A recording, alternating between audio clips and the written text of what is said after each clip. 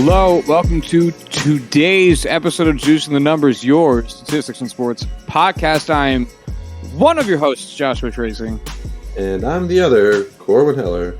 And we're talking about stuff going on in the world today. It's the non-stats episode of the sports podcast, so we're talking about loose concepts, headlines, shit that's interesting that's going on in the sports world of the sports that we watch. So since baseball is not yet fully wrapped with the regular season and we don't want to jump the gun on anything, we're going to kind of avoid most baseball for today so that we don't have things that we say be weirdly meaningless 36 hours after this podcast comes out. So expect a lot of football talk. And on that vein, Corwin, are you ready to go? Nah. Neat. I am. I just want to see what you'd say. It was neat. I expect so little. If I don't have you, so real quick, it is Wednesday. My dude. Thanks. September 23rd. It's just about 7 p.m. The Stanley Cup Final Game 3 is on tonight in about an hour. So the results of that game will be known to those listening as this comes out tomorrow. Corwin, do you have any intention on watching it tonight?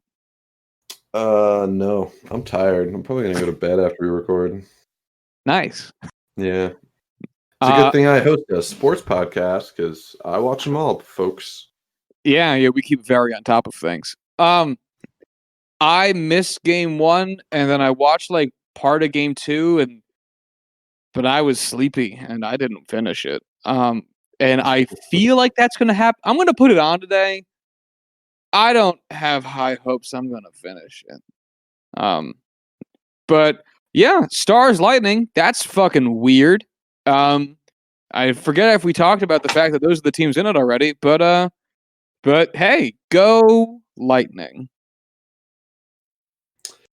Go Stars. It is certainly an old school rivalry from teams that I'm not confident I've ever seen play each other. Anyway. So let's talk about some football. Do you want to start with our discussion about number 1 versus number 2 pick in the 2016 overall draft, or do you want to start with injuries? I think it was 2017, but that'd be a fun place to start, and then we'll finish on a low note. Cool. Then tell me about what you've got here vis-a-vis the Rams and the Eagles. Vis-a-vis. So basically, it was an article that was posted on The Athletic. I'm trying to pull it up in front of me because I forgot to bring it up. Here we go. Nope, that was a different one. It was a picture of Carson Wentz. Mike Sando wrote it, published it on the 21st of September. If you want to go read it for yourself. Basically, it was, like, hey, let's talk about this quote unquote myth that Carson Wentz is a better quarterback than Jared Goff. And I, really started thinking on that because, wow, I really loved Jared Goff going into the draft. He was my QB1. He was a guy I really loved throughout the process, and I was a big fan of. And then he got to LA, or I guess it was the first year in LA was when they moved and he got drafted, right? I think so. Yes. Yeah, because the whole thing is like they're moving to California, so why not draft the California kid? Blah, blah, blah, blah, blah. Yeah, I remember that year of Hard Knocks. That was a good year. Either way. Goff discovered that the sun rises in the east and sets in the west every day. Oh, that was the first major red flag, and boy, was it a doozy. But short story short, he was not very good and hasn't been the spectacular QB1 first overall pick that we all expected him to be. That being said, he has Sean McVay as his coach. He has performed admirably. Wow, I'm just not going to attempt it. Admirably. Very well. He is the commander of a navy. Yes. Oh, man. But Sean McVay was his coach. He kind of built this system around Goff's talents. He's executed it well. But that whole stereotype, that whole first impression still sits with everyone, and everyone still thinks of Jared Goff as, oh, that bust who happens to play for a offensive guru, and that's how he's able to perform. Meanwhile, Carson Wentz, Mr. I don't know how you would describe him, but small town kid takes his North Dakota, team, right? puts up, South Dakota, North Dakota, South Dakota. Dakota, No, Dakota. It should only be one state. Dakota. For some reason, it's two. Yeah, for real. Puts up MVP numbers, but at the same time is wildly inconsistent, often injured, and just it leaves us at this point where we have to look back and kind of clear our memories from what our first impressions of both of these guys were and reevaluate what's going on. So Josh, what are your thoughts on the matter before we dig into this? I guess in my mind, Jared Goff is. Oh man, how would I put Jared Goff? I don't think he's bad. I don't think he's lived up to the first overall pick. But I don't think he's bad. He I think is like a shinier Alex Smith. Maybe a little bit more headroom on the arm side of things. And Carson Wentz, I've always viewed as what will eventually be a lesser 30 for 30. What happened? What if with Carson Wentz, where what if he never had all the injury stuff and like actually played in the playoffs and all that kind of shit? Because he's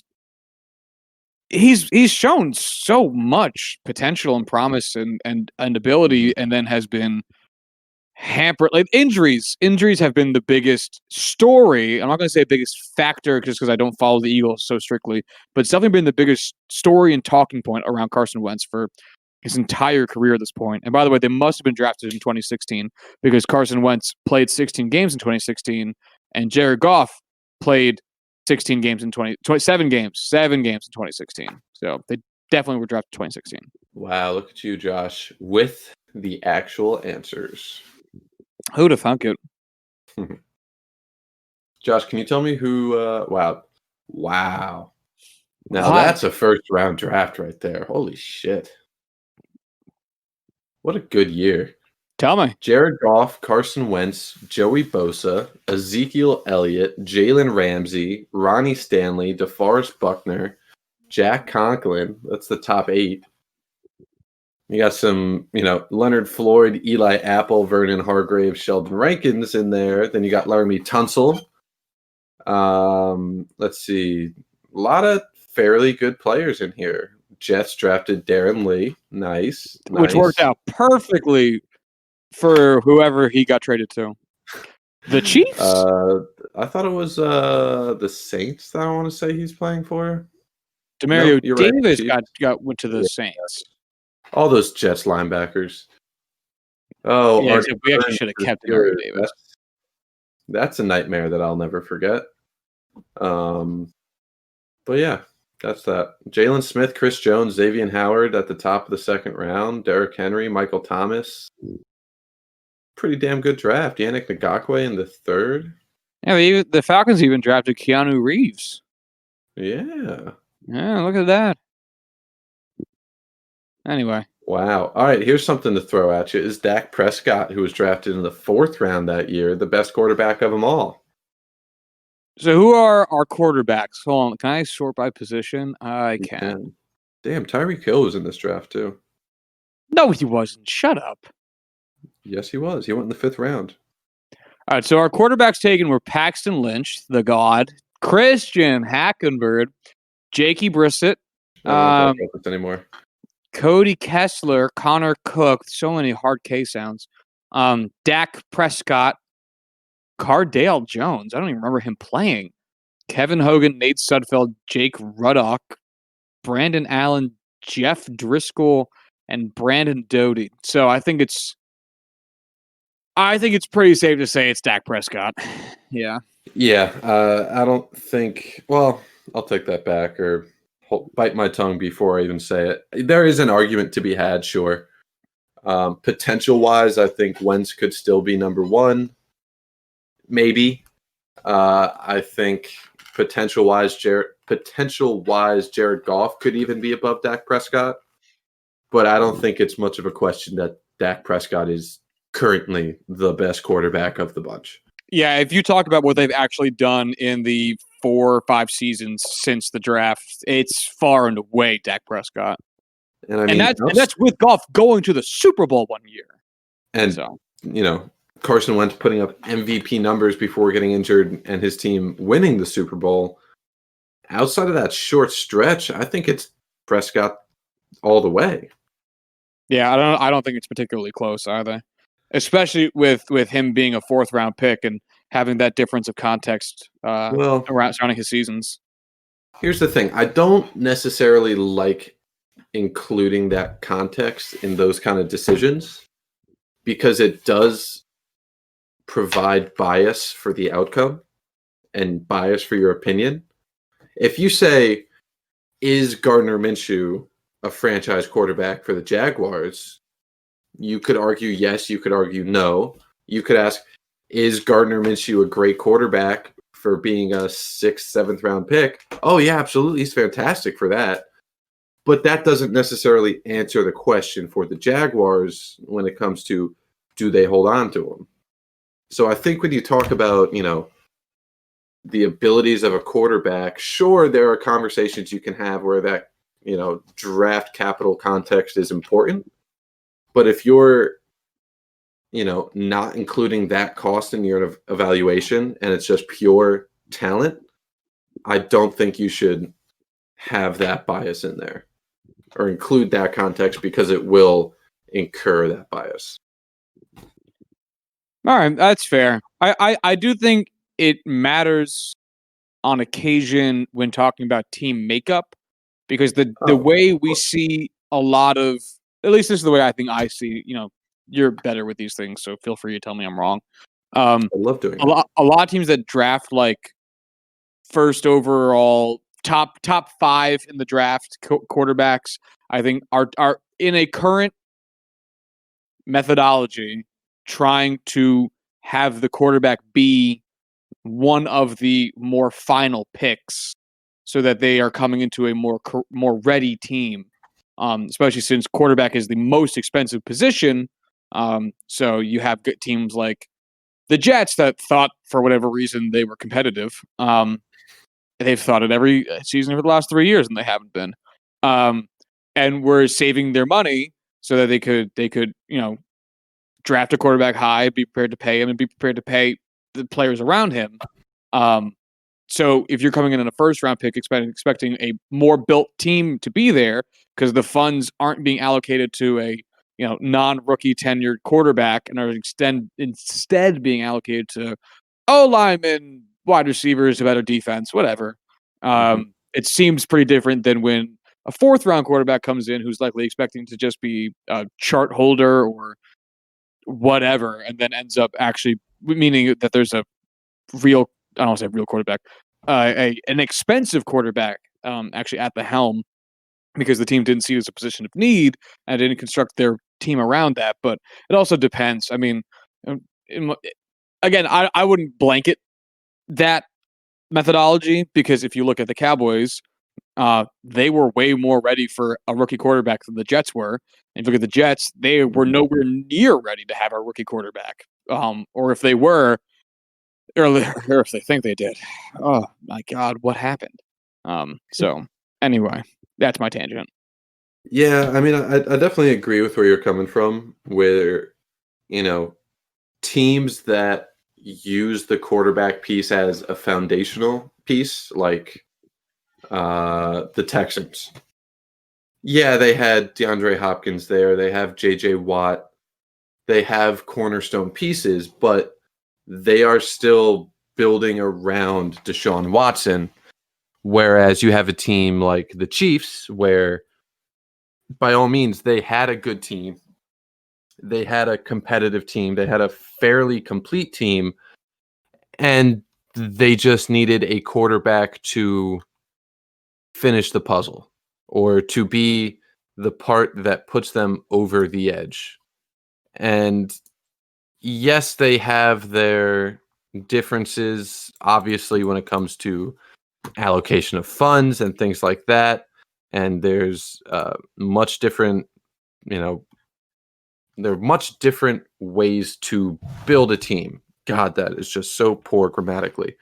And both can work well. Obviously, if you have a worse overall team, you have a higher chance of actually getting that top player. If you have a complete team, you're not as likely to get a, impact rookie quarterback, but they would be able to do more and develop better with that complete team around them and a support system that will allow them to grow and not put all the pressure on them like you see with so many quarterbacks that are, thrown into situations where they're the only hope and you have to perform because otherwise we have nothing and blah, blah, blah, blah, blah, blah, blah. I think Jared Goff went into a situation where, yes, they had Todd Gurley there, but I mean, as much as I love Jeff Fisher as a person, as a coach, he is bad in just about every discernible way. And meanwhile, Carson Wentz went into a situation where they had fairly good players on that team they just had a really just unlucky season the year before, and just everything went wrong and allowed them to pick so high. So there's a lot of things that went wrong and went right for both of these teams. But at the end of the day, when looking at their team makeup now, I think I could honestly, if you asked me off the top of my head before reading this article and before really digging into the rosters and the cap breakdown of both of these teams, I would have said, oh, the Eagles, hands down, just with the money that the Rams are throwing around. There's no way they'd be able to develop a team or any of that. Like, it would just be chaos trying to build that team. But looking at it and looking at how they broke it down, I do agree that the Rams are probably in a better situation overall than the Eagles are right now because, well, yeah, Jared Goff, Aaron Donald, Jalen Ramsey, Kupp, Woods all are making a lot of money. They have a lot of guys that are on rookie deals where they've drafted very well and have been able to build a nearly complete team with young players. They're in a pretty good spot moving forward. All right. I am ready to continue this conversation after we both took lengthy tangents about quarterbacks and drafting. Yeah. But I do want to make a brief baseball interjection of a tweet I just saw that I have to just share. There are 5 days left in the regular season, and it is still mathematically possible for the Detroit Tigers to either make the playoffs or get the number 2 overall pick. Really? So they can't get the first overall pick? Who holds that? Who's locked that down? The Padres? Yeah, it's the Padres. They ain't doing so. They've somehow been losing more games than are played in the season. I don't know how they did that. But how wild is that to be that far, that close to the playoffs and that close to sucking so bad you had the second worst season in baseball? Man. That's difficult. Yeah. That's hard to do. I love it because that's fucking hilarious. But man, that's fucking tough.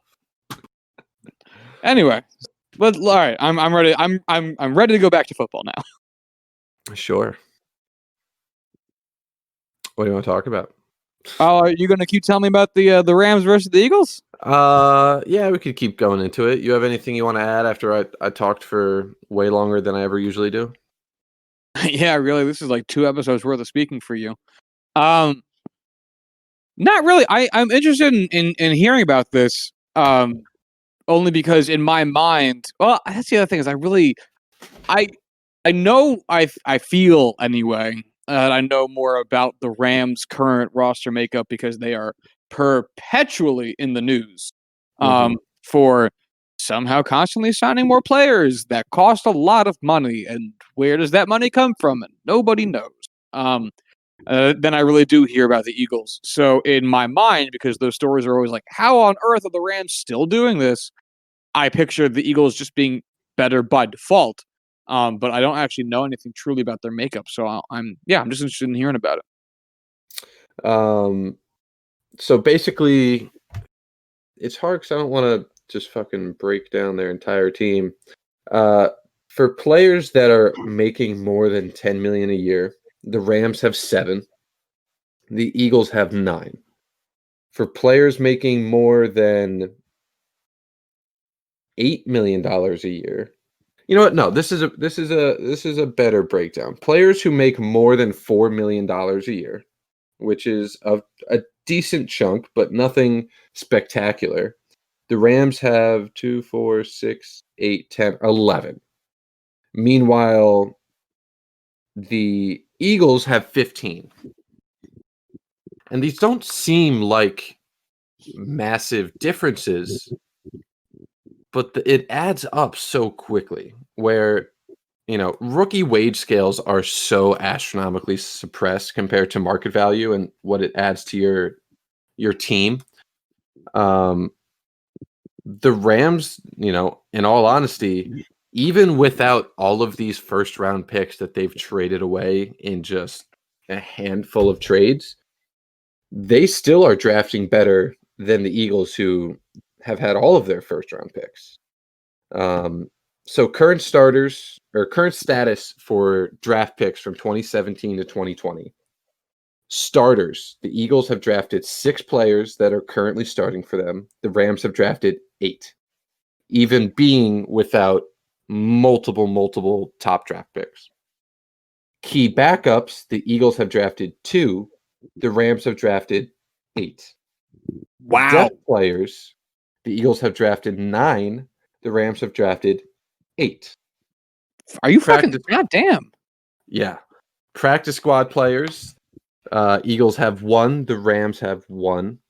On their reserve list, so injured reserve, the Eagles have 2 players. The Rams have 3. And players that were cut by both teams, the Eagles have 8 and the Rams have 8. So the Rams have drafted significantly more players. They've also have significantly more players that are on their team and are contributing players.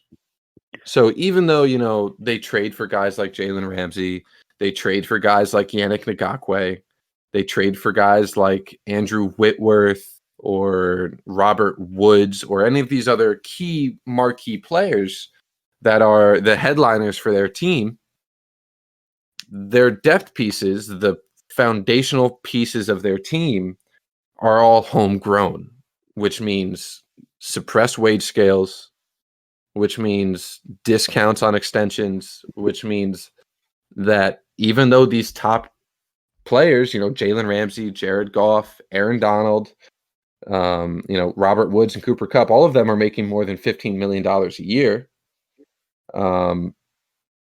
They can afford it. And it seems crazy that they're able to do this to people who are extremely familiar with their own cap situations, or at least most familiar with their own cap situations, and do not understand how this money could just essentially be printed when the Rams are, it's always reported on how they're in cap hell, which by all means, they are in a wild situation, and I do not envy their accountants. Their ability to draft is putting them in a situation where they can do this and succeed. And if there's anyone who listens to this, it's usually more of a baseball person than a football person, and you don't understand. To me, the thing, and I think not even to me, it's the obvious thing, but how many players they have that they drafted that are on that are the backups that are good enough to be the backups is fucking nuts. Mm-hmm. And I mean, it's sports. We're all used to seeing our players get injured and you have to turn out the backup. And if I can make a baseball comp, there's a huge difference between having some rook who's on ARB year 3 or year 3 of control, about to enter his first real ARB year, sitting on your bench to play first base while you and he's going to get first base reps while your starter's hurt. Like that shit happens. It is what it is. You don't expect too much. If he plays well, that's awesome. If he doesn't, he's cheap, he's young, he's learning, blah, blah, blah, blah, blah. It's a huge difference between that and having Albert Pujols be on your bench with Jared Walsh taking all your reps at first base because Albert Pujols is bad, old, and expensive. And that happens in football too, but it's a way bigger deal because injuries are way more common and everyone's getting paid. Like the rosters are huge and the salary cap. So like you can't have that many, and not that, and Albert Pujols gets paid a fortune, so it is obviously different. You can't have more than one Albert Pujols really on any given team at any given time. Albert Pujols is making $29 million this year, which I did not realize. And oh my God. But having imagine an entire AAA team with nobody that you had signed to a pro contract, like that would be getting paid pro money if they were playing up in the bigs, or nobody that was had signed a contract of everyone was a draft pick of your favorite baseball team, everybody, which does not happen on minor league teams. Like everyone's coming from somewhere. Some guys are drafted, some aren't. Like having that be, 8 players. I know it doesn't sound like a lot, but like 8 reliable backups, 16 total reliable dudes that can fill in for what is eventually going to be an injury, or even just a relief player for third down after you've been in you're on your third, fourth set of downs for a guy that just usually likes to be out there. That's a big fucking deal. Like, that's huge from a amazing talent of draft scouting, because drafting like that's ridiculous. But also, as Corwin's been saying, having to not have to pay those dudes anything meaningful, especially because none of them are first round picks, or at least high first round picks. It sounds like these are all guys who are going to be drafted late in the first or in the second, and then therefore have a significantly lower wage scale. Is just huge. It's just huge. Mm-hmm. So to summarize this, or an attempt to summarize this, which of these two teams do you think has the best chance to win a Super Bowl the fastest, the soonest, in the immediate future? That's the thing is like, I'm obviously preparing for you to tell me it's the Rams, and I know that the Rams, based on the short part of this conversation we've had so far, probably are. I still want to say the Eagles. I still do. Okay. And you know why? No, but I assume you'll tell me. The NFC East sucks. That's true. Like, their road to make the playoffs is so comically easier than the Rams is. Yeah. And I know that it's a little bit unfair to pick as my reason based on the information we're using to frame this conversation. But like, the Rams have a significantly improving Cardinals team, the Seahawks and the Niners, whereas the Eagles have the Giants, who suck, Dallas, who is a mystery, and Washington, who's not good yet, but maybe eventually. And that's just such an easier way to get yourself in. Yeah, no, it's hard to debate that. That's a very fair point. I'm assuming, what's your take on it? Give me a take on it that you had pre doing all this and post doing all this. I would have said the Eagles, no question. After reading it, I would have said the Rams, and I probably still would, just because I think their team makeup is better suited for that. And it's so hard to not look at the Eagles roster and look at it without taking injuries into effect, with just how perpetual that seems to be. On a neutral field, I think the Rams would win 7 times out of 10. I think that also is a lot on Sean McVay and the fact that he is their coach, and that means a lot. But you do make a really great point about the fact that one team plays in the NFC East, one plays in the NFC West, and God, those are so significant. Whew. Yeah. So, final answer, I'll probably stick with the Rams because wild shit happens all the time. But yeah. Yeah. All right. Where are we next? What next nugget of info do you have for me on this? I continue to be very interested in this. Oh, that's what I got, Josh. That's what I got. Well, it's not enough, man. I need more. Sorry, I You was wanna supposed to you wanna look expecting into all some these numbers. stats real quick? You wanna look up the Eagles? I'll look up the Rams. Do some Well, comparison shopping. sure. I have Goff and Wentz up, but I guess we moved past them already. I mean, if we want to move back to that, I can move back to Oh, that. hold on. I'm Actually, all real for thing. it. I did also pull up the Rams cap, and I want to read this out because I also want to talk about how caps work. I have to Because look that up as well. so I have it up on Spot Track.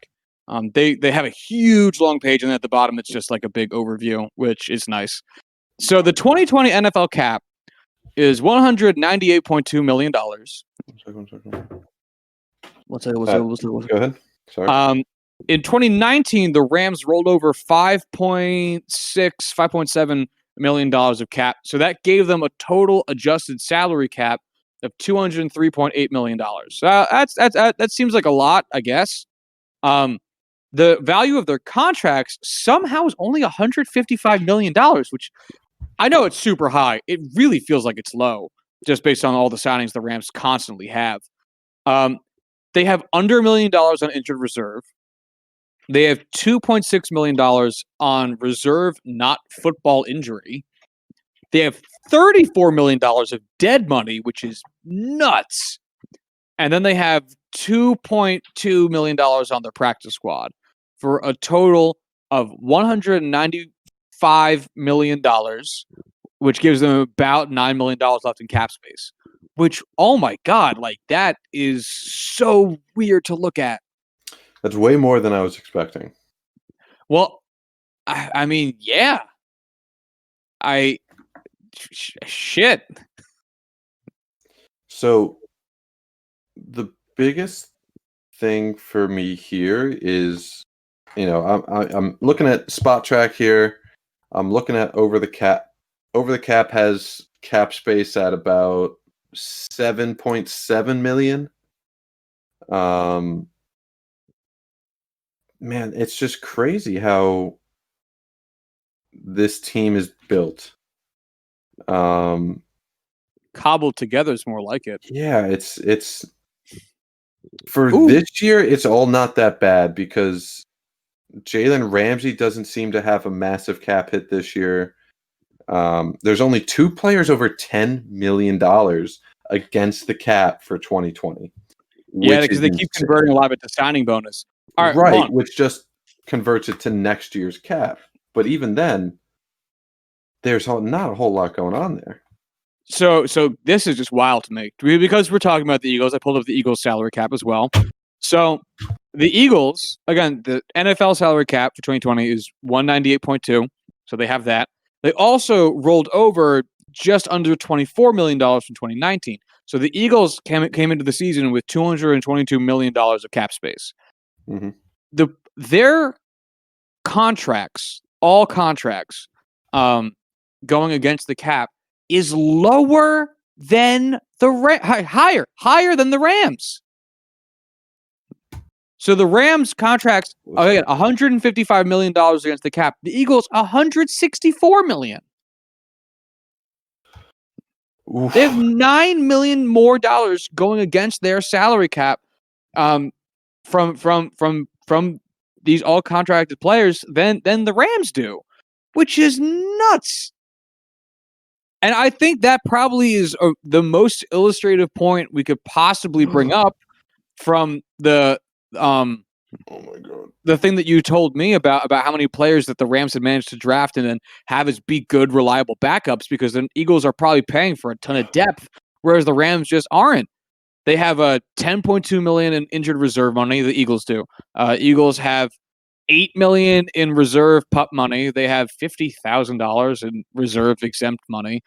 17.5 in dead money, and then 2.4 in practice squad money, and then overall have spent against the cap $202.7 million, which outdoes the Rams by like $8 million. Granted, the Eagles still have $19 million in cap space, but like, wow, that is just so not my mental picture of these two teams. Do you want to hear some absolute wild shit? Current 2021 total cap liabilities for the Rams.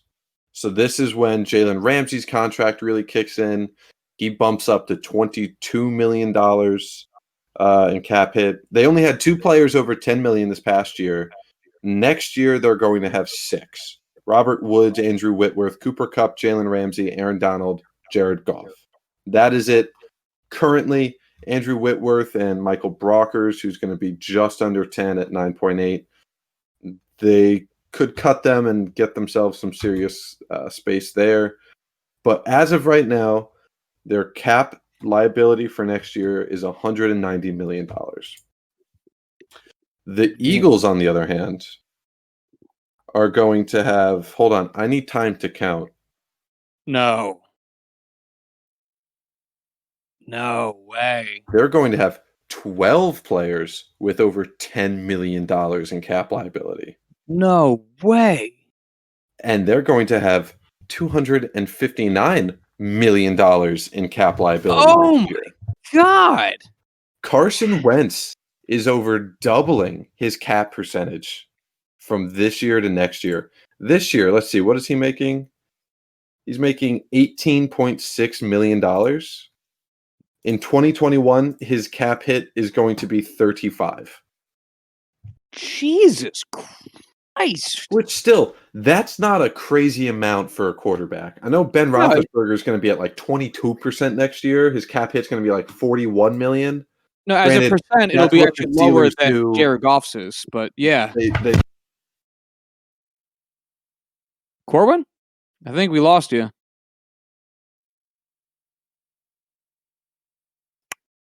fallen off the desk, and I forgot I was tethered to it. So, yeah, that was fun.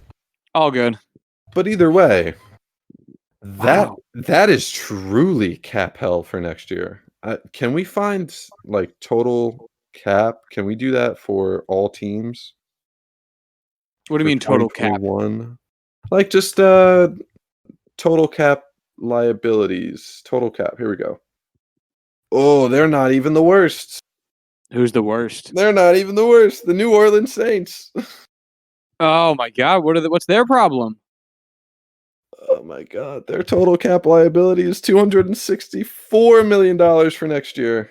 Oh, and there's no way they're rolling over enough money to make up for that difference. 3, 4, 5, 6, 7, 8, 9, 10, 11. They also have 12 players over $10 million. But oh my God, they have some fat to trim next year. Oh my! Taysom Hill is going to be their 5th highest cap hit next year. Their 3rd string quarterback / wide receiver / gunner. Yeah. Who the fuck allowed them to sign him to that contract? Sean Payton loves the white boys, I guess. Oh my God. Man, this is wild. So the Chargers have $122 million in cap space. I don't even understand they only have that. 63 against the cap next year. How the fuck is that possible? Because they have 4 players signed to contract through next year. No, they have more than 4. That's what SpotTrack says. Signed 4 players. 4 players are signed to contracts. Where are you looking at that? Because I see a bunch of players here. Well, those might be players that they are owed money to, but aren't like on a secondary contract. Here, let me send you I'm just looking at a very general link that shows 2021 cap space, and in 2021, like what's wild to me, and I guess this also makes sense because it's Jacksonville. Like they don't have any players. I guess Well, now I don't know how to read this because No, because Jacksonville's they have a lot more than that. They have a lot more than just those guys expiring. They I have a don't know. lot of they have a lot of contracts that are expiring in 2021. You know, Melvin Ingram, Denzel Perryman, Tyrod Taylor, Hunter Henry, Mike Pouncey, Forrest Lamp, Dan Feeney, Desmond King. They do have a good number that are expiring, but they have a large amount of players still signed. I don't know how. I don't think I know how the NFL works with money. Does it? Signed contracts. Yeah, so I see where you're seeing that now. It doesn't make any sense. Because I was going to say, well, maybe it's like a bunch of rookies, and then then they only have 4 players signing second contracts. But that does not explain the Jacksonville Jaguars, who have 42 players signed. Because I have to imagine most of the people who would be on the Jaguars are like rookies, either on their rookie contracts that were drafted by the Jaguars or who were traded to the Jaguars, and I don't know where the money would be being spent on the Jags, which translates to their 2021 cap space of $89 million. But what's the gasp? I saw how far under the cap, or saw how far over the cap the Saints are for next year. Yeah, $81 million in the hole. If you to put the Saints negative number and made it a positive, they would have the 4th most cap space in all of football. Just to put it in perspective, how fucked they are. If you took the entirety of this Los Angeles Chargers cap for next year away from the New Orleans Saints, they'd still be $20 million over the cap. The Saints are more over the cap than the Chiefs, the Rams, the Steelers, the Eagles, and the Falcons combined. Oh, and those are all the 2nd through 5th place teams on cap space. Yeah. Yeah, they are like, you see the Raiders at -4.5, like whatever. That's like one player transferring some level of his income. Same with the Vikings, 8 million, like that's not a big deal. Even the Texans, the Chiefs, the Rams, 10 through 15 million. You could get that sorted out. 17, 23, 80, 24, like that's you can definitely do it. It's going to be more finagling. Like it'll be a lot more awkward cap space saving moves than the others, but like it's where the fuck do you come up with $81 million? The NFL is seriously like, unless they are going to force all these teams, the Saints, the Falcons, the Eagles, the Steelers, the Rams, the Chiefs, whoever, to seriously tear apart their franchises, which I don't think they would want them to do, they're going to have to sign something that alleviates the cap space from decreasing like $20 million next year.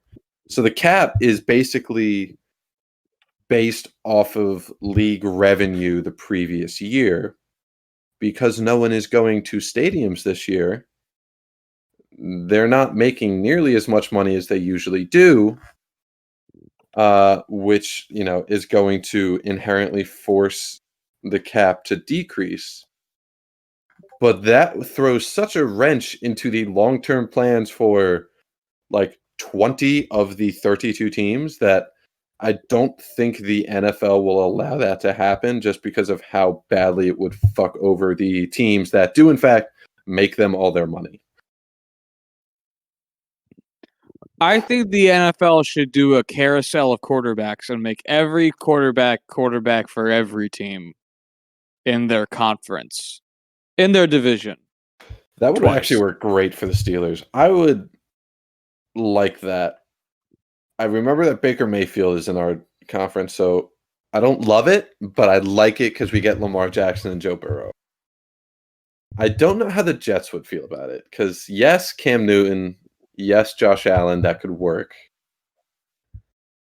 You'd get Ryan Fitzpatrick, which honestly might be an improvement just because what he can do, and he knows what he can do. No, I refuse to stand by the idea that would be an improvement, because I as much as I will concede Sam Darnold's mediocre play, I will maintain that his mediocre play is being forced into a terrible coaching system brought on by Satan's everyone. butthole licker himself, Adam Gase.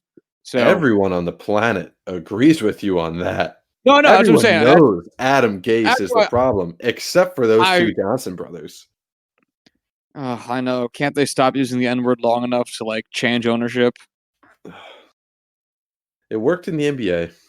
Why can't it work here? Make them sell the team.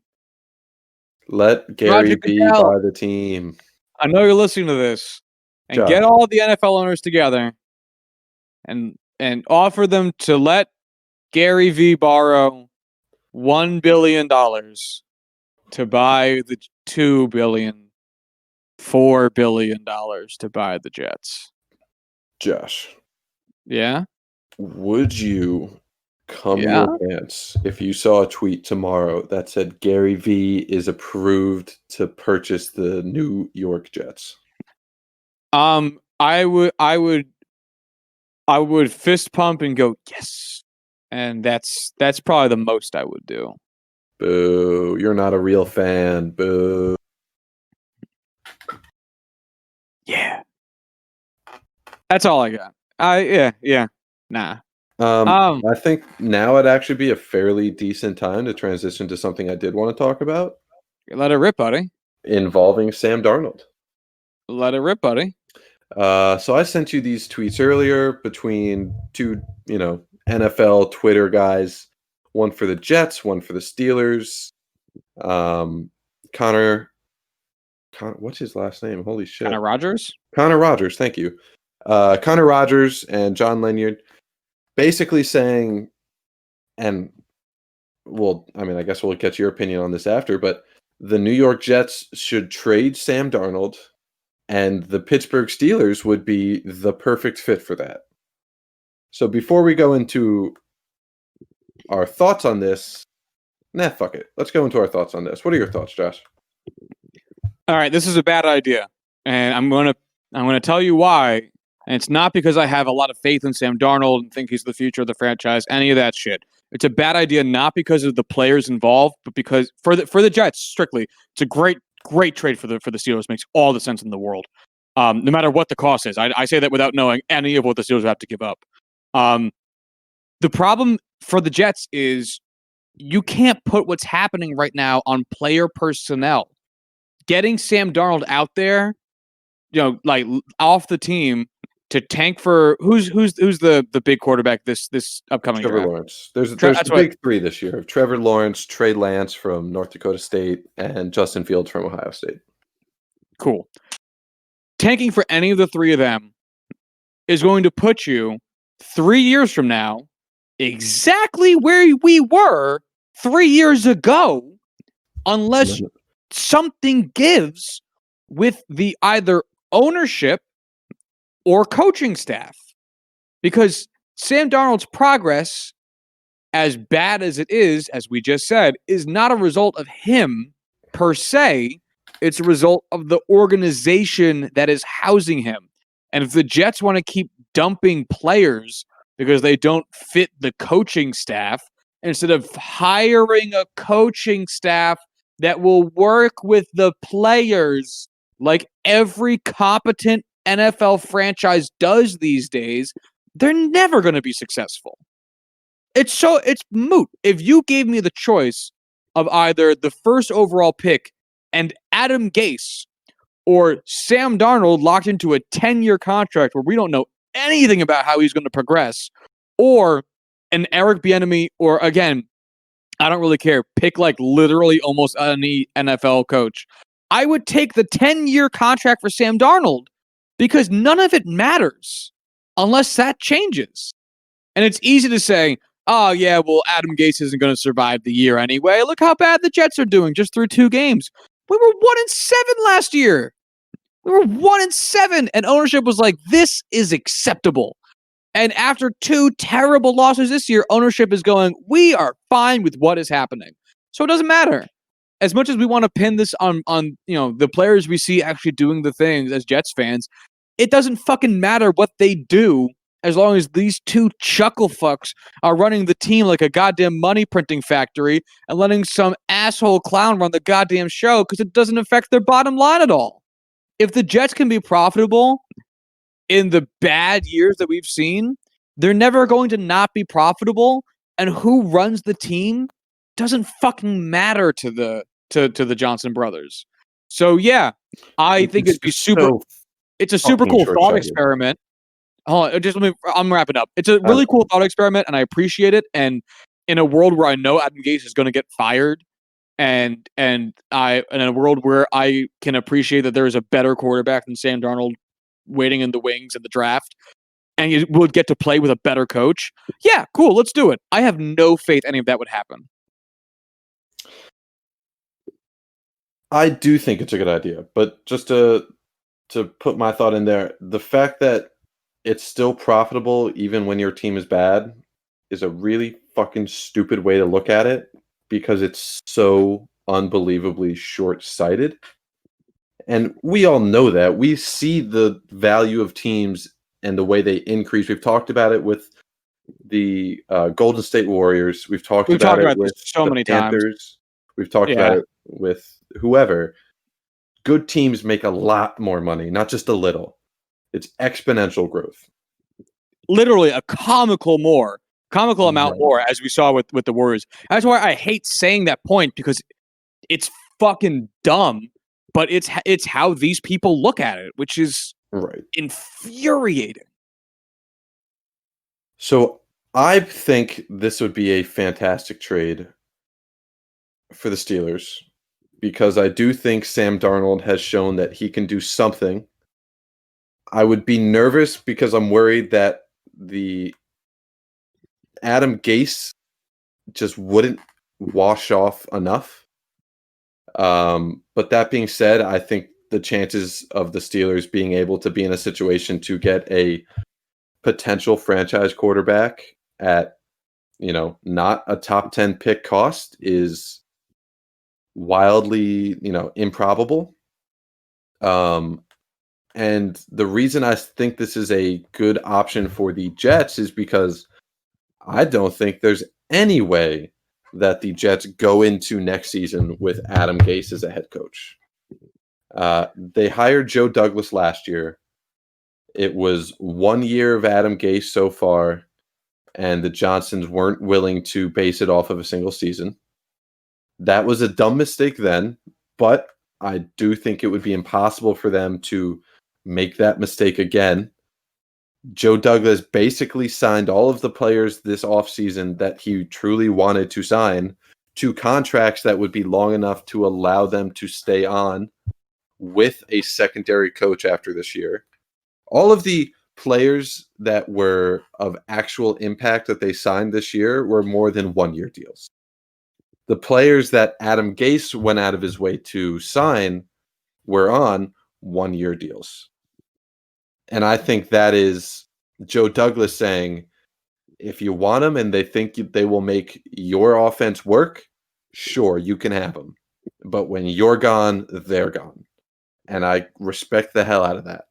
That's not investing too much in something that you are not convinced is going to work. It's a short-term investment. Right. And whenever this inevitable new coach comes in this offseason, which hopefully is week 3 of this year, he is going to want to start his career and, start his tenure with the Jets with his own guy, a guy that will inevitably fit his system, even if his system is something that you can, mold around the players on the current roster. At the end of the day, the Jets' current roster isn't saying much. As much as you would want to bring in a guy that can work with what you got so that you can turn this around sooner rather than later, when you have a team like the Jets, and Josh, I know I am not trying to be mean when I say this. Oh, bash the hell up. It's not good. There's not a whole lot there to be looking forward to long term. You have Mekhi Becton at left tackle. You got, Connor McGovern at center. That's really the only 2 offensive linemen you would have long term. And Connor McGovern, was the only player on the offensive line to sign to a long-term deal. You have Chris Herndon at tight end, who I think is going to be an exceptional player. He still has some time left. You have Jamison Crowder, which I think is an underrated wide receiver. You could keep him. Sam Darnold, at the end of the day, he's good. But if a guy wants to bring in someone who could fit his own system, who can be a superstar in a way that the ceiling isn't there for Darnold anymore, and you have a chance to get Justin Fields, Trevor Lawrence, or Trey Lance, you take those guys. You get a second-round pick for Sam Darnold. You get a couple picks. You're able to rebuild around, the good players you have. Albeit being a few number of guys, it puts you in a better position value-wise than sticking with Sam Darnold another 2-3 years, seeing if he's able to pull it off. When you're in a situation and you have the opportunity to take a franchise-changing quarterback like the Jets did with Sam Darnold, you take it.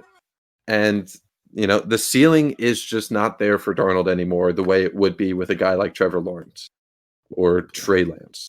So I think that's why you take the value while it's still there rather than pulling a Blake Bortles and, you see the upside, but it's just not consistent enough. And it ends up being you stick with him for so long, you miss your window to get a new player. So, yeah, I first off, wholeheartedly agree with damn near everything. I'll take issue with the whole with the one part that Sam Darnold's ceiling is no longer there. I think again with coaching being what it is, it's impossible to tell. But at the same time, that doesn't mean the Jets should act like it's there. And I think that's the big part with teams is that they oftentimes don't want to concede that there is a comparative advantage elsewhere. And while the Jets might have a lot of faith in Sam Darnold because they drafted him or whatever, doesn't mean anything at the end of the day if there is an improvement to be made with a guy like Trevor Lawrence. Again, who I'm using the name of as a placeholder. There are other people. And another big part of it, big but small relative to some of the other points that hasn't gotten brought up yet, is that Sam Darnold was a draft pick of the Jets' last GM, not the current GM. And that, I'm sure, is going to end up playing into whether or not Joe Douglas ends up extending him, because Joe Douglas, or really just keeping him beyond the season, because I'm sure, based on the way Joe Douglas has been behaving in terms of his signings, he was going to want to have a guy that's his guy. And I do not blame him. As of right now, Joe Douglas is looking at a team being coached by a guy he did not hire and being quarterbacked by a guy he did not draft. Like, that's a lot. And it'd be one thing if the guy he did not draft was Cam Newton or Deshaun Watson, or Patrick Mahomes. It's not. It's a guy that you think might be good, but you don't know, in a season where you are not winning anything. And I hate to say that after 2 games because it feels very reactionist, but I mean, this isn't close. Like, it's not even close. And I'd rather the Jets be able to trade Sam Darnold for a haul of mid-round picks for depth guys, go out and use some of their wild cap space on actual front-end wide receivers and a couple more offensive linemen, because as we have said in previous episodes, you can never have enough. And try to move forward from there using some of the better signings they've made and using some of the lessons they learned from poor coaching staffs previously, and move on. Again, it just so comes down to how big of a dick does ownership want to wave in everyone's face, which ownership of the Jets has shown that to be both big and annoying. But who the fuck knows? I mean, if you guaranteed me that Adam Gase was getting fired by the end of the season and Joe Douglas was getting to pick who hired the new guy, not ownership, because that's a big thing ownership likes to do too. I don't get it. Again, this is our Rangers versus Knicks conversation we have a lot. The Rangers don't get fucked with by James Dolan at all. Very good franchise. The Knicks get fucked with James Dolan all the time. How are they doing? It's really bad. Yeah. Mm-hmm. Leave your fucking teams alone. God damn it. Yankees, Hal Steinbrenner never gets involved. They're a good team. The Mets, the Wilpons got involved all the fucking time. Terrible team. Anyway. So if you could guarantee me that Gase wasn't going to be there and Joe Douglas would pick who the new coach would be, I'd be on board because of the comparative value exchange. But Which, by all means, all signs point towards that. Joe Douglas was hired as GM last year. He was signed to a long-term deal. I don't actually know that, but I don't know why any GM would be hired on a short-term deal. Yeah. Adam Gase is so unequivocal. Jesus, I need to give up with any words longer than 2 syllables. Is just objectively the worst coach in the NFL. And I've ever seen. I agree with you. I could not, we gave Marvin Lewis shit, and we gave that other guy who was coaching the Browns shit. But I don't know if I've ever seen someone who has been so highly touted for doing one thing while also being just truly just a bar below anyone else at that specific thing. It's insane. His offense is disgusting. They took the player that had the career all-time record for most scrimmage yards average per game with Le'Veon Bell, and have truly destroyed his career and any chance of him making the Hall of Fame. How do you take that quality of player and tank them that poorly? I know. And everyone wants to say, "Oh, Le'Veon Bell is a shell of the guy he used to be." Who else has had that precipitous of a drop off in the NFL, and even at running back, dude? It's not injury. He never got hurt in that, in a way that would affect him the way this has happened. Oh, he missed a season. So what? Adrian Peterson missed a season after he tore his ACL. That's a missed time and an injury. And guess what? He rushed for 2,000 yards the following season. Fucking god damn it. If Jeff Fisher was the coach of this team, I seriously think we could be poised at looking at maybe not a 10-6 schedule, but somewhere between 7-9 and 9-7, the Jeff Fisher special. And I think I'd be really looking forward to that instead of what is going to end up being a 4-12 season at best by what we're looking at on the field right now. And at least Jeff Fisher was a player's coach. Yeah, it's a thing. Jeff Fisher was nice. Super Bowl. Yeah, from every piece of video I've ever seen on Jeff Fisher, he genuinely liked working with the players, and his players genuinely liked him as a guy, even if they weren't thrilled with his coaching. And I cannot say that about Adam Gase. Yeah, I used to joke as much as anyone about how bad Jeff Fisher was. Oh, Mr. 8-8, Mr. 7-9, and then he was on Hard Knocks, and you actually got to see who Jeff Fisher was, and it's like, this guy's arguably one of my favorite coaches in the NFL right now. He's such a good person. Yeah, he seems like the sweetest fucking dude on the planet. I can't believe it. I don't care if we're getting distracted. I will take any opportunity I can find to talk up Jeff Fisher. Absolutely. And I would straight up, 100% seriously, if you told me tomorrow morning, if I woke up and saw that Adam Gase got fired and Jeff Fisher was the replacement, I'd be through the fucking roof. Yeah. At this point in time, oh my God. To have someone I could genuinely root for as being a good dude and who would also somehow be a better coach than Adam Gase, I mean, my God. The idea of you guys hiring Eric Bieniemy of the Chiefs and drafting Trevor Lawrence. So the Draft Network is who I follow. CBS has two of their three guys. They all say the Jets are going to get the first overall pick. The third CBS guy says they're going to get second. They're going to get Trevor Lawrence. They're going to get either Trey Lance or Justin Fields. They're getting one of the three at this point.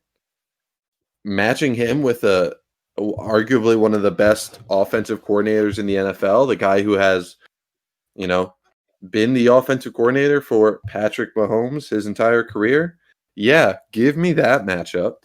That's a hell of a duo right there. That's how you turn franchises around. The Jets should have a second first-round pick in there from, I think, the Seahawks. If the Jets could somehow trade into the top 10 after taking a quarterback and taking a fucking defensive end, we're looking at a team now. And you know what will ruin it all? Adam Gase. Adam Gase. or the Johnsons. Don't let those sneaky fucks get away from anything. No fucking big pharma dicks. Ugh. Well, we left no time to talk about all the injuries. A lot of people are injured.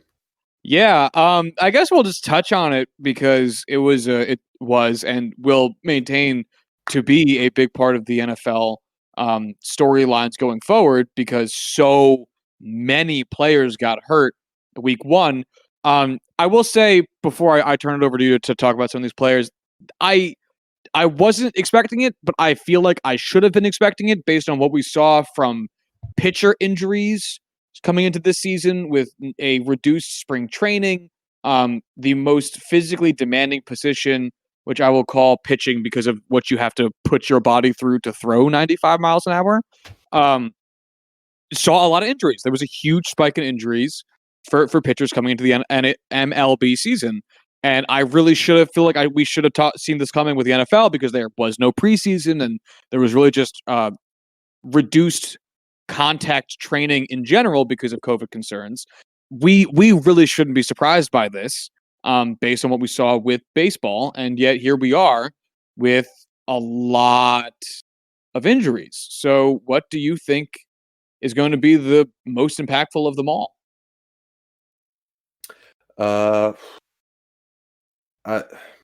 Can we start with Tyrod Taylor? Oh my God, yes.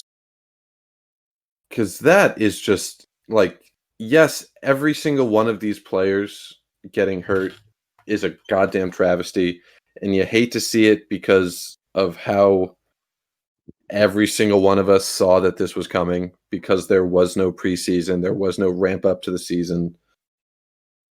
But oh my God, the way that went down. So, for those of you who don't know, Tyrod Taylor was the starter that week in practice leading up to their week 2 game against the Los Angeles Chargers. Yes. Did I say San Diego? No, you didn't say anything. I was just giving some context. Okay. And then the night before the game, he was, suspiciously said, he was pulled from the active lineup. Justin Herbert's going to get the start. Everyone was shocked, didn't know what happened, and people were saying, "Oh, there was, a rib injury. He couldn't play. He wasn't 100%. Yada yada yada." And it just came out today that the reason he was held out of the game is because a team doctor accidentally punctured the lung while attempting to give him a pain-killing injection into the quarterback's cracked ribs, which is goddamn insane. That's just insane. I don't know how else to put it.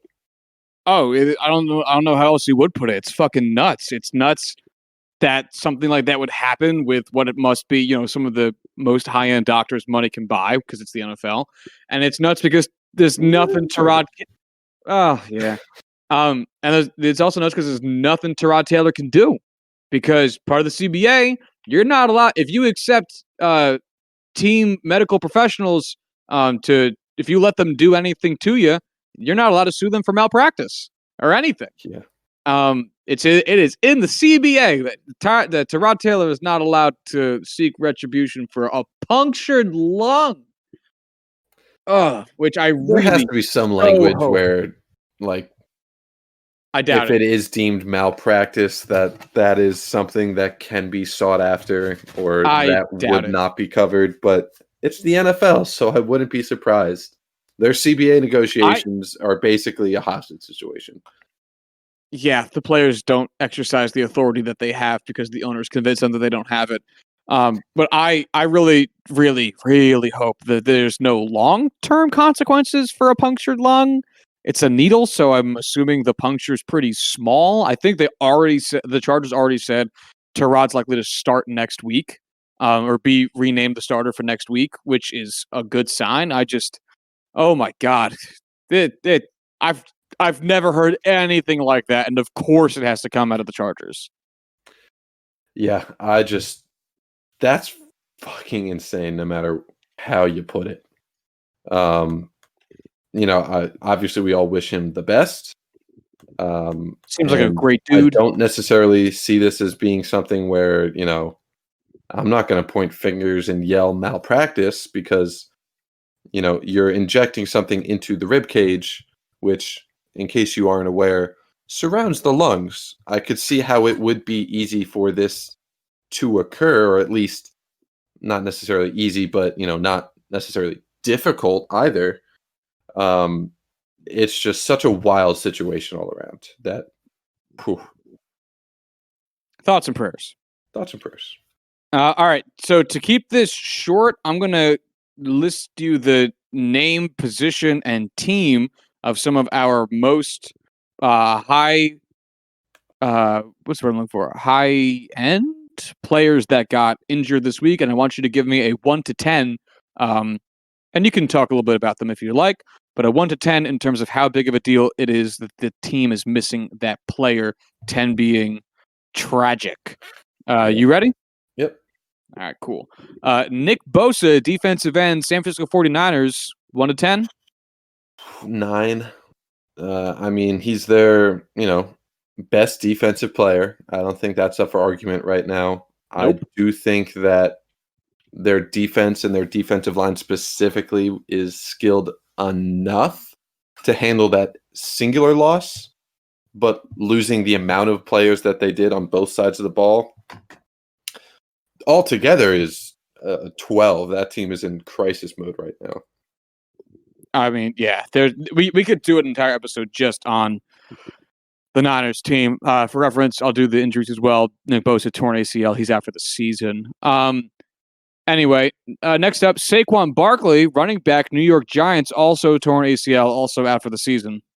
I would give it a 10 if it wasn't the fact that they were the Giants and they were not a contending team this year. Their offense is going to be horrific to watch next week because Deion Lewis and Wayne Gallman don't inspire hope. And without Saquon Barkley back there, they're really going to be able to key in on Daniel Jones, and that would worry the hell out of me. So that's pretty huge. Yeah, I'd say this is biggest if for in a cold-blooded sense. It's obviously the biggest deal to Saquon Barkley, but it's the biggest deal to Daniel Jones's development in a team that's likely not going to win anything. But man, it's also shit if you're a Giants fan with so little to root for anyway. Oh yes, Coming from a Jets fan where we have less. Christian McCaffrey, running back for the Carolina Panthers, high ankle sprain. Uncertain how long he'll be out at this time, but you got to assume it's at least going to be a few weeks, which in NFL time is pretty fucking long. So for this kind of injury, the timetable is usually 4 to 6 weeks. So for Christian McCaffrey, that means 3 weeks, and he rushes back and isn't quite the same. yeah, then he hurts himself again. The Panthers aren't set to make the playoffs, and then he goes on the IR again for the last 2 or 3 weeks of the season. Yeah. So, well, I mean, the Panthers are definitely not set to make the playoffs. But it is, their first year with that quarterback, their first year with their offensive coordinator.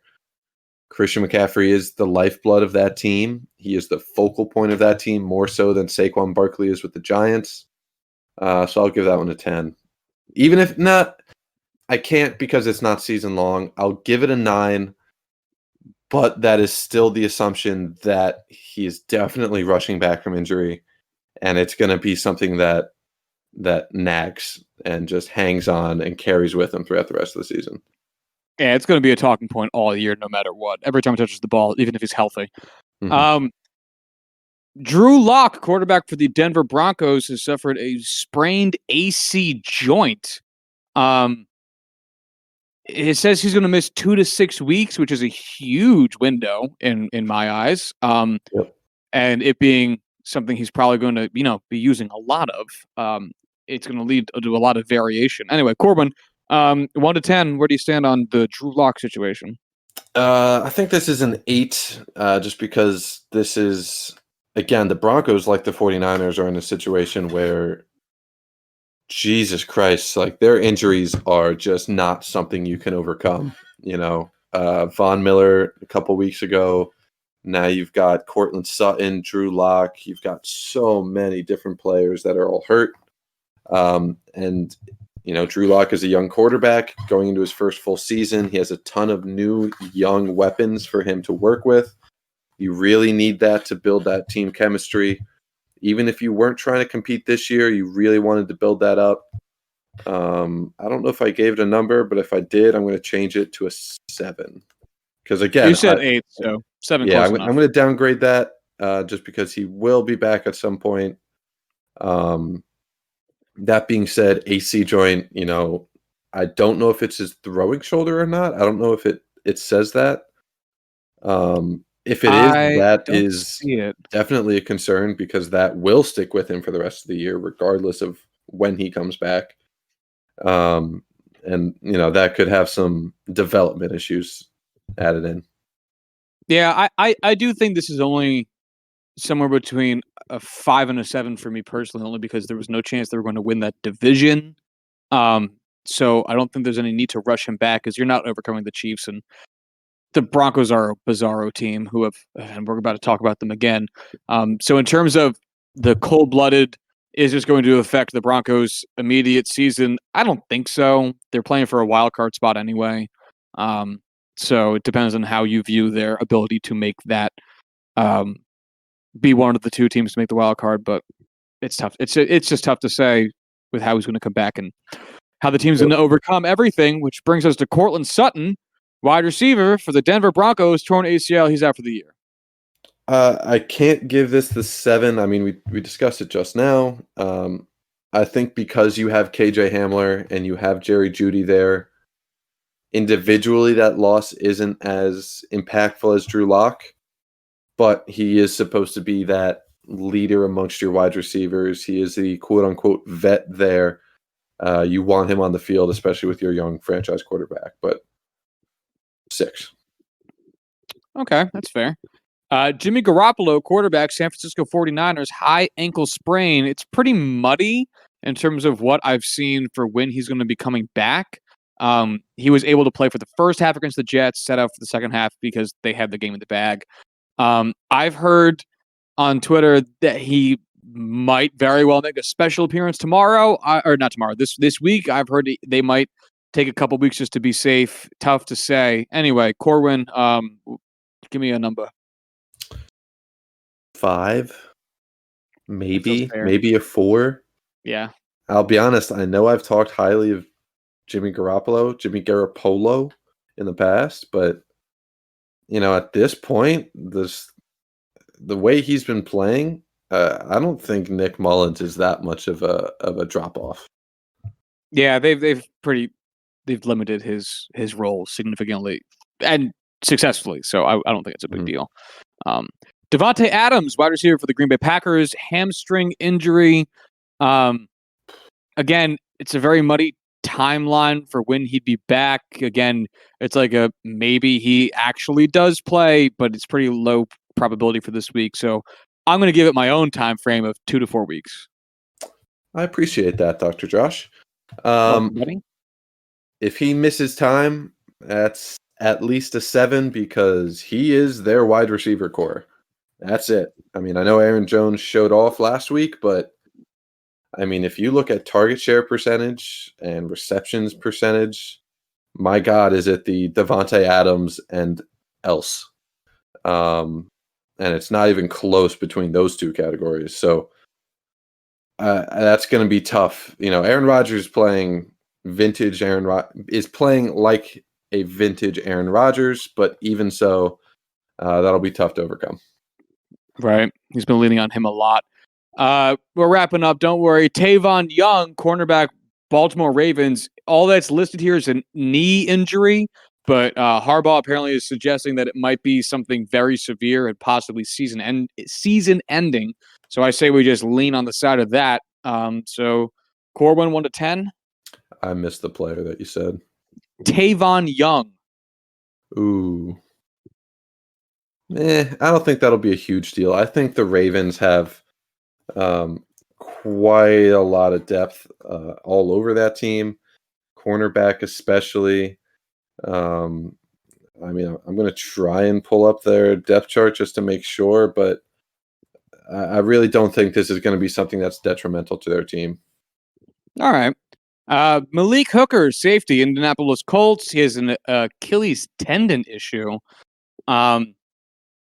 It's torn. Oh, so he's not going to play this season. Oh, yeah. Just to butt in, Tavon Young is like their number 4 cornerback, so that's like a 2. Okay, cool. Malik Hooker? I really like Malik Hooker. Granted, he is not exactly the player he was coming out of college. The prospect he hasn't quite lived up to that. I still think he's a good free safety. I'll say a 5 at this point. Raheem Mostert, running back, San Francisco 49ers, sprained MCL. So he's going to be out. Again, it's unclear, but I'll give it the same 2 to 4 weeks. Again, I missed the player you said. Raheem Mostert. Oh, yeah.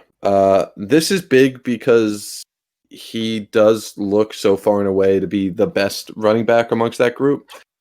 That being said, Jerick McKinnon is surprisingly healthy for right now, so I don't think the drop-off between the two will be crazy.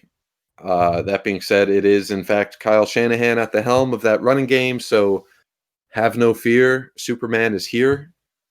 I still will put it at a 5 because Jerick McKinnon is made of glass. Tevin Coleman is out for a good chunk of time.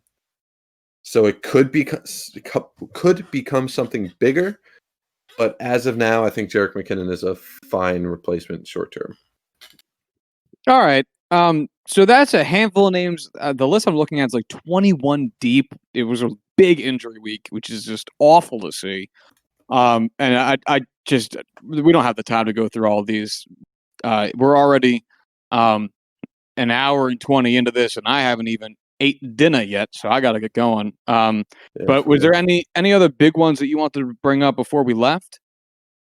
I honestly can't think of them off the top of my head. I know. It truly is the worst I've ever seen when it comes to just the absolute depth and just the big name players that got hurt.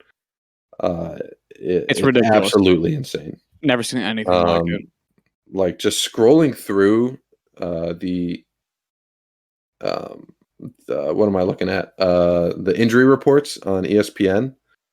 It's fucking wild. Just how many players got hurt. Paris Campbell, not exactly the biggest name, but was looking to be a huge impact player for the Colts this year. He's out for the season. Byron Jones, the huge big money contract signs to Miami this year. He's out for a good while. That's going to be pretty big for Miami. There's just so many players. It's a laundry list. We could seriously have spent another hour doing this, but I cannot literally stomach doing it for that long. I am with you. All right, then we'll wrap it up here. If you want to follow the show on Twitter, you can do so at JuicingPod. If you want to hit us up via email, you can do so at juicethenumbers@gmail.com. And until Monday, y'all have a good one. Bye.